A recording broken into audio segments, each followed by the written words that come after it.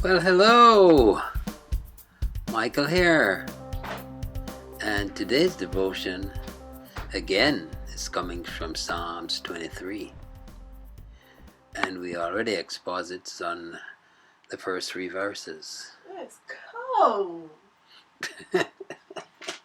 I'm doing my devotion.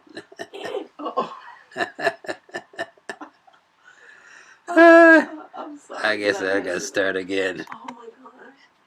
And those three verses were, "The Lord is my shepherd, I shall not want. He maketh me to lie down in green pastures. He leadeth me beside the still waters. He restoreth my soul. He leads me in the path of righteousness for his name's sake." And today, verse 4, "Yea, though I walk through the valley of the shadow of death, I will fear no evil, for you art with me.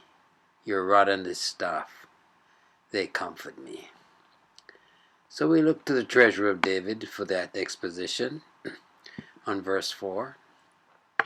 "Yea, though I walk through the valley of the shadow of death, I will fear no evil, for thou art with me. The rod and thy staff, they comfort me."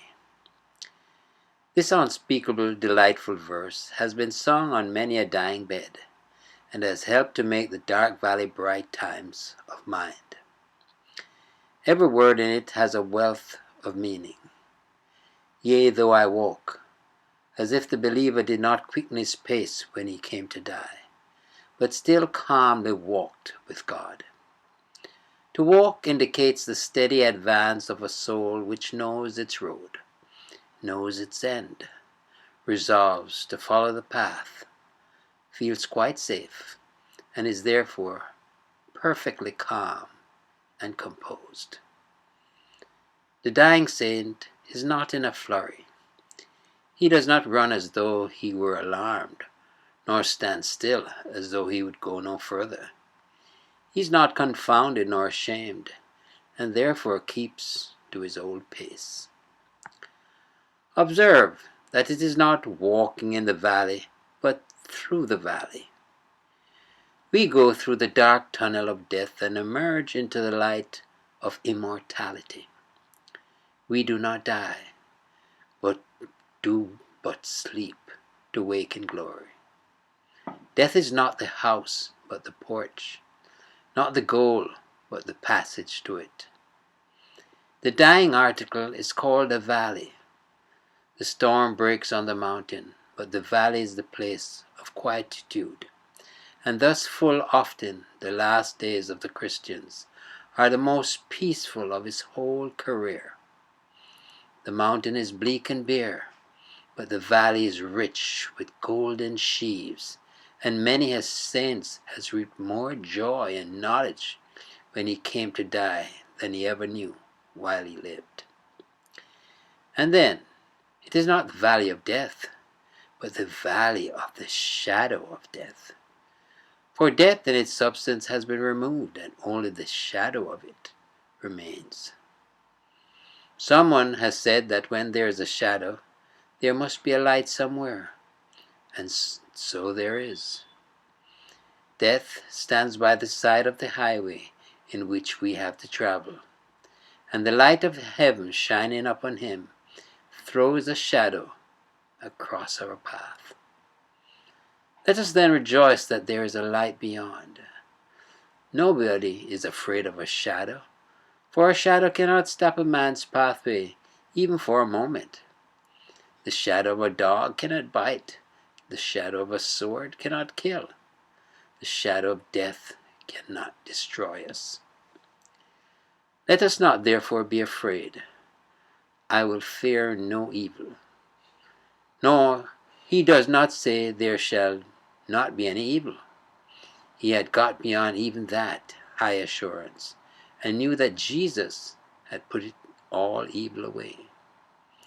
But I will fear no evil, as if even his fears, those shadows of evil, were gone forever. The worst evils of life are those which do not exist except in our imagination. If we do no trouble, but real troubles, we should not have 1/10 part of our present sorrows. We feel 1,000 deaths in fearing one, but the psalmist was cured of the disease of fearing. I will fear no evil, not even the evil one himself. I will not dread the last enemy. I will look upon him as a conquered foe, an enemy to be destroyed. For thou art with me. This is the joy of the Christian. Thou art with me. The little child out at sea in the storm is not frightened like all the other passengers on board the vessel. It sleeps in its mother's bosom. It is enough for it that its mother is with it.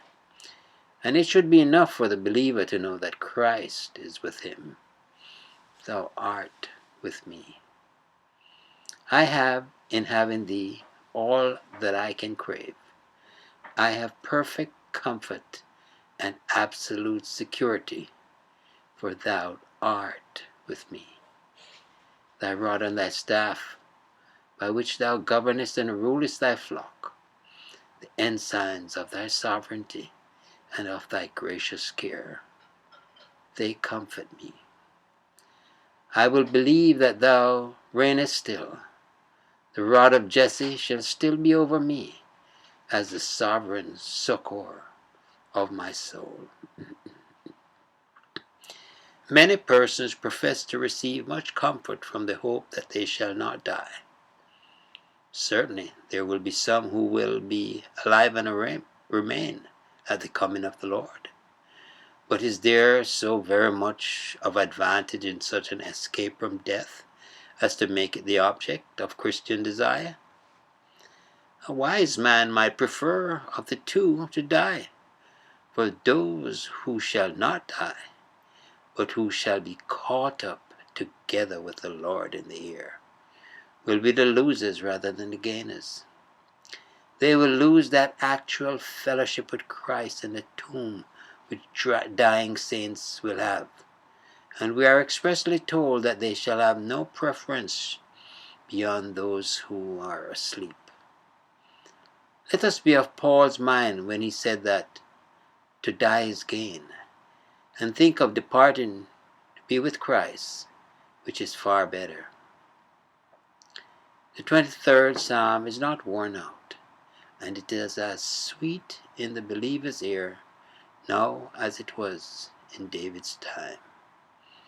Let novelty hunters say what they will. Yes, indeed, such great exposition, such comfort when you die in Christ. Well, Michael here declaring yet again, Jesus is Lord. Until next time, be blessed.